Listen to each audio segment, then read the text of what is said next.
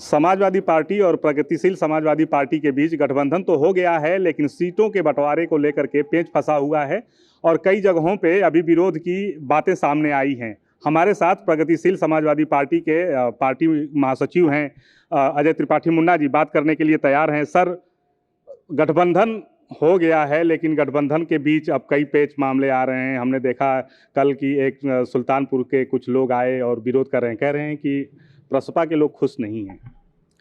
देखिए, प्रगतिशील समाजवादी पार्टी के राष्ट्रीय अध्यक्ष माननीय शिवपाल यादव जी अगर सपा और प्रसपा के गठबंधन से खुश हैं तो प्रगतिशील समाजवादी पार्टी का प्रत्येक कार्यकर्ता इस गठबंधन से खुश है। और जो भी प्रसपा के कार्यकर्ता अगर कहीं किसी प्रकार से ऐसा कार्य कर रहे हैं जिससे आने वाले 2022 के चुनाव में एक गलत संदेश जाए, तो निश्चित तौर पर उनको ऐसा नहीं करना चाहिए। जब हमारे नेता ने गठबंधन किया है समाजवादी पार्टी से, तो बहुत दूर की उनकी सोच रही होगी। वो उत्तर प्रदेश में भारतीय जनता पार्टी की सरकार को रोकना चाहते होंगे, नई सरकार बनाना चाहते होंगे। हम लोग हर तरीके से अपने नेता का जो आदेश है उसका अक्षरशः पालन करेंगे। 5 साल पहले यही वक्त रहा होगा और विवाद एक काफ़ी लंबा चला है और यही लखनऊ जो एक अखाड़ा बन गया था परिवार के बीच में, नाराज़गी शांत हो गई है। दोनों परिवारों के बीच जो एक नाराज़गी दिख रही थी वो शांत हो गई है। तो निश्चित तौर पर अगर गठबंधन एक परिवार के साथ साथ एक दिल का हुआ है, प्रगतिशील समाजवादी पार्टी और समाजवादी पार्टी एक पार्टी के साथ साथ माननीय अखिलेश यादव जी और माननीय शिवपाल यादव जी एक परिवार के पार्ट हैं। वो उनके चाचा हैं और वो उनके भतीजे हैं। तो निश्चित तौर पर यहाँ पार्टियों का भी मिलन हुआ है और दिल का भी मिलन हुआ है। और जब दिल और पार्टी दोनों का मिलन होता है तो निश्चित तौर पर उसका जो परिणाम है वो भी बहुत बेहतर होता है। अजय त्रिपाठी मुन्ना एक बड़ा नाम है और लखनऊ के लिए किसी पहचान के मोहताज नहीं है। आप मेयर का चुनाव लड़ चुके हैं, टिकट की इच्छा तो होगी ही, काफ़ी लंबे समय से आप तैयारी कर रहे हैं। क्या बातचीत चल रही है टिकट को लेकर के आपकी? नहीं, निश्चित तौर पर हम लोग बहुत लंबे समय से उद्यमियों और व्यापारियों के राजनीति से जुड़े हुए हैं। जनता से सीधे हमारा जुड़ाव है। लखनऊ के सभी विधानसभाओं में हम लखनऊ उत्तर विधानसभा पर 2009 से लगातार प्रभारी हैं। 2012 में भी हमने टिकट के लिए प्रयास किया था, 2017 में भी हमने टिकट के लिए प्रयास किया था और निश्चित तौर पर पूरे 5 साल की लखनऊ उत्तर विधानसभा की हमारी तैयारी है। और प्रत्येक विधानसभा के एक मोहल्ले से मेरा सीधे जुड़ाव है। हम भी चाहते हैं कि लंबे समय से हमने शहर की जनता के लिए काम किया है। एक बार लखनऊ शहर की जनता, लखनऊ उत्तर विधानसभा की जनता हमें उत्तर विधानसभा का सेवा करने का मौका दे, पार्टी भी हमें टिकट दे, हमें भी सेवा करने का मौका दे, लेकिन उसके बाद भी जो पार्टी का आदेश होगा हम उसका अक्षरशः पालन करेंगे। सर, एक और बात बीच में सामने आई कि हो सकता है कि शिवपाल जी के साथ आदित्य जी को भी टिकट दिया जाए, लेकिन अब वो परिवार और सब सारी चीज़ें आ गई हैं, टिकट शायद नहीं मिलेगा। इस बीच अपर्णा भाजपा में चली जाती हैं, मुलायम जी की छोटी बहू हैं और भाजपा कहती है कि बेटियां तो हमारे ही यहाँ सुरक्षित हैं, सपा में सुरक्षित नहीं है, इसीलिए वहाँ की बेटी यहाँ आ गई, बहू आ गई। भारतीय जनता पार्टी के सरकार में बेटियां कितनी सुरक्षित हैं, हाथरस कांड आपने देखा होगा। लखनऊ राजधानी है, इसके बगल में आपने उन्नाव कांड भी आपने देखा होगा। तो भारतीय जनता पार्टी के सरकार में ही सबसे ज़्यादा बलात्कार हुए हैं। भारतीय जनता पार्टी के सरकार में ही सबसे ज़्यादा महिलाओं के साथ छिनैती हुई है। भारतीय जनता पार्टी के सरकार में ही सबसे ज़्यादा महिलाओं के साथ गुंडागर्दी हुई है। इसलिए भारतीय जनता पार्टी कदापि ये नहीं कह सकती है कि हमारे सरकार में बहन और बेटियां सुरक्षित हैं। वो निश्चित तौर पर एक जुमलेबाजों की पार्टी है। भारतीय जनता पार्टी अच्छा जुमलेबाजी कर लेती है, अपनी बात अच्छे तरीके से रख लेती है, लेकिन कहीं से भी भारतीय जनता पार्टी के 5 साल के सरकार में बहन और बेटियां सुरक्षित नहीं थी। बहन और बेटियां सुरक्षित तब थी जब उत्तर प्रदेश में समाजवादी पार्टी की सरकार थी। श्री अखिलेश यादव जी मुख्यमंत्री थे और माननीय शिवपाल यादव जी यहाँ विभिन्न डिपार्टमेंटों के मंत्री थे। उस समय जितनी खुशहाली और सुरक्षित बहन बेटियां थी, भारतीय जनता पार्टी की सरकार में कदापि नहीं थी। सर, अभी एक रेलवे का भर्ती का मामला आया और वो आंदोलन शुरू हुआ बिहार से और पूर्वांचल होते हुए प्रयागराज में पहुंचा और प्रयागराज की जो तस्वीरें आई हैं छात्रों के साथ जो बर्बरता की जा रही है वो बहुत विभत्स हैं। विपक्ष खामोश है।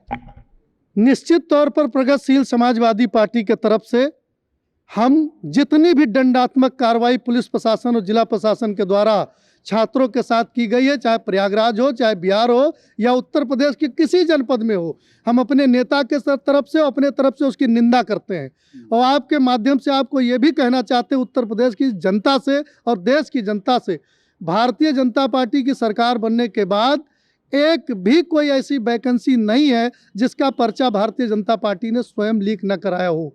कोई भी ऐसी भर्ती नहीं है। भर्तियां सिर्फ ये मजाक के लिए निकालते हैं, जनता के भावनाओं से ये खिलवाड़ करते हैं। ये भर्ती निकालते हैं, उसके बाद सारे के सारे पर्चे लीक कराते हैं और जो नौजवान उसके खिलाफ अपनी बात रखने की कोशिश करता है तो उसके ऊपर दंडात्मक कार्रवाई करते हैं, उसको लाठियों से पिटवाते हैं, विभिन्न धाराओं में मुकदमे दर्ज करा के उसको जेल भेजने का काम करते हैं और गैंगस्टर नशे लगाने का काम करते हैं। आज़ादी के बाद से लेकर के आज तक पत्रकार के ऊपर दंडात्मक कार्रवाई भारतीय जनता पार्टी की सरकार में, राजनीतिक व्यक्तियों के खिलाफ दंडात्मक कार्रवाई भारतीय जनता पार्टी के सरकार में, वकील के ऊपर दंडात्मक कार्रवाई भारतीय जनता पार्टी के सरकार में, किसान के ऊपर दंडात्मक कार्रवाई भारतीय जनता पार्टी के सरकार में, और आम आदमी की तो कोई हैसियत ही नहीं सरकार में। तो निश्चित तौर पर उन तमाम छात्रों के साथ प्रगतिशील समाजवादी पार्टी खड़ी है और जब भी प्रगतिशील समाजवादी पार्टी और समाजवादी पार्टी गठबंधन की सरकार उत्तर प्रदेश में बनेगी तो इन नौजवानों को न्याय भी दिलाया जाएगा और जिन लोगों ने दंडात्मक कार्रवाई किया है ऐसे अधिकारियों के खिलाफ कार्रवाई भी कराई जाएगी। सर, एक अभी अखिलेश की जब रैलियां चल रही थी और एक बहुत अच्छा माहौल लग रहा था, इस बीच कोरोना आता है और चुनाव आयोग रैलियों पर पाबंदी लगाती है और वर्चुअल सब कुछ हो रह जाता है। और अखिलेश कहते हैं कि जो वर्चुअल की जो तैयारियां हैं वो हम भाजपा से उसमें कमज़ोर हैं, लेकिन काफ़ी तैयारियां चल रही हैं, वर्चुअल रैलियां भी हो रही हैं। कैसे निपटेंगे भाजपा से? देखिए, भारतीय जनता पार्टी धन्ना सेठों की पार्टी है। उसके पास पहले ही धन देने वालों का की बहुत लंबी श्रृंखला है। उसके बाद पूरे देश में उनकी सरकार है, उत्तर प्रदेश में उनकी सरकार है और विभिन्न राज्यों में उनकी सरकार है। उनके पास बहुत धन है, उनके पास तमाम प्रकार के जितने संसाधन हैं वो भारतीय जनता पार्टी के पास हैं।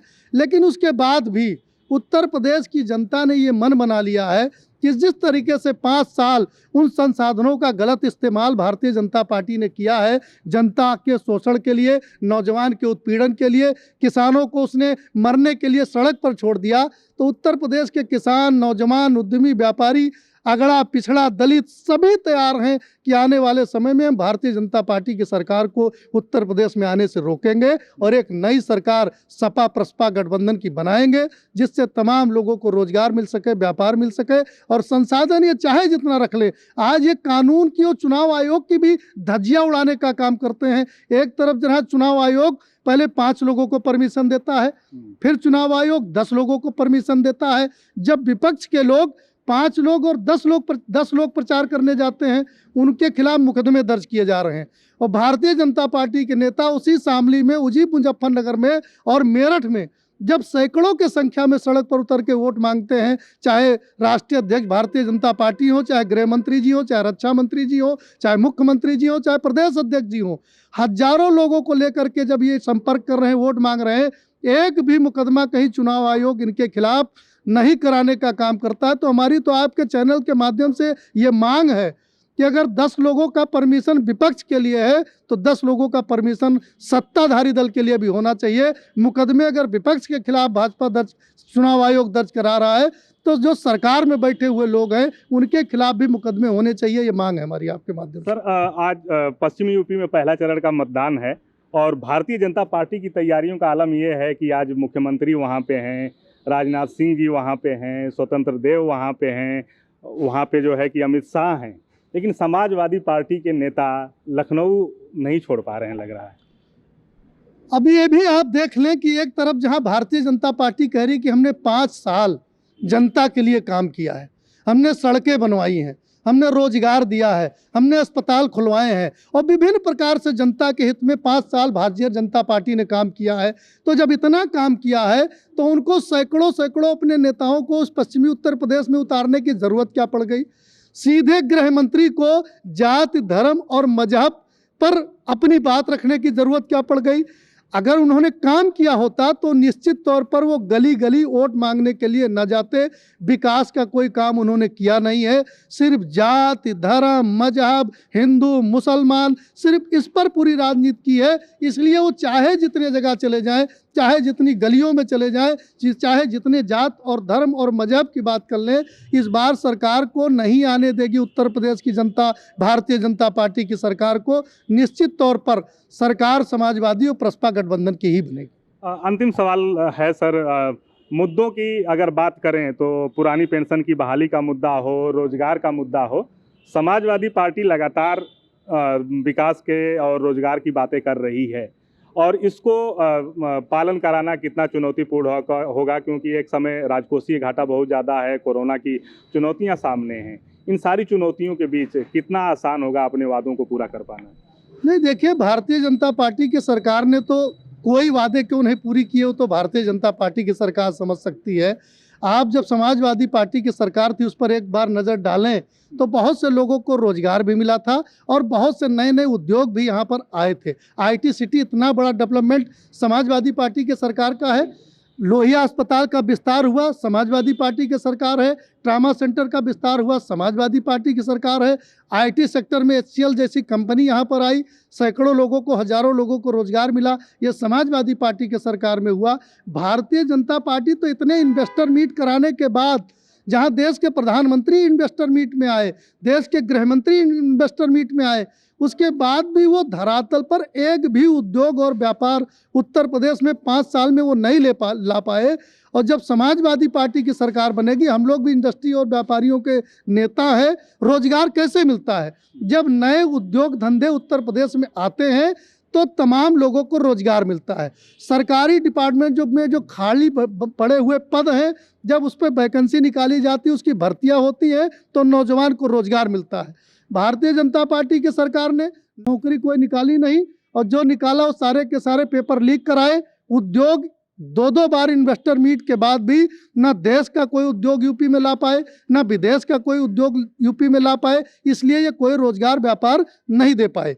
हम लोगों की जहाँ तक बात है, माननीय अखिलेश यादव जी ने, माननीय शिवपाल यादव जी ने साफ साफ कह दिया है कि हम पुरानी पेंशन को भी बहाल करेंगे, क्योंकि वो उत्तर प्रदेश के जनता की भावनाओं से जुड़ा हुआ मामला है, लोगों के रोजगार और व्यापार से और परिवार से जुड़ा हुआ मामला है। इसलिए हम पुरानी पेंशन नीति बहाल करेंगे और जो तमाम गन्ने का भुगतान करेंगे और जो भी प्राइवेट सेक्टर में नौकरियां, हम तमाम फैक्ट्री लाएंगे, उद्योग लगाएंगे और IT सेक्टर को पुनः एक बार डेवलप करेंगे, जो भारतीय जनता पार्टी की सरकार में रुका है। उसके माध्यम से भी सैकड़ों हजारों नौजवानों को हम रोजगार देने का काम करेंगे। सर, अंतिम सवाल, जिस पर विपक्ष भी हमलावर है, परिवार के बीच सब कुछ ठीक है ना? सब बहुत बेहतर है, परिवार में अच्छा है, हमारे नेता खुश हैं और निश्चित तौर पर हम लोग सभी लोग मिलकर के आगामी 2022 के विधानसभा के चुनाव में प्रगतिशील समाजवादी पार्टी और समाजवादी पार्टी की गठबंधन बनाएंगे और एक बार पुनः विकास की गंगा पूरे उत्तर प्रदेश में बहाने का काम करेंगे। तो ये थे अजय त्रिपाठी मुन्ना, जो प्रगतिशील समाजवादी पार्टी के महासचिव हैं, और इन्होंने हमारे सवालों पर खुलकर के जवाब दिया है और समाजवादी पार्टी और प्रगतिशील समाज पार्टी के बीच में जो विवाद चल रहा है, उन विवादों पर भी खुलकर के बोले हैं। सहयोगी अनुराग के साथ Sushil Kumar, daily insider, Lucknow. UP और देश दुनिया की तमाम ताजा तरीन खबरों के लिए आज ही गूगल प्ले स्टोर से इंस्टॉल करें हमारा तेजी से उभरता न्यूज ऐप डेली इंसाइडर।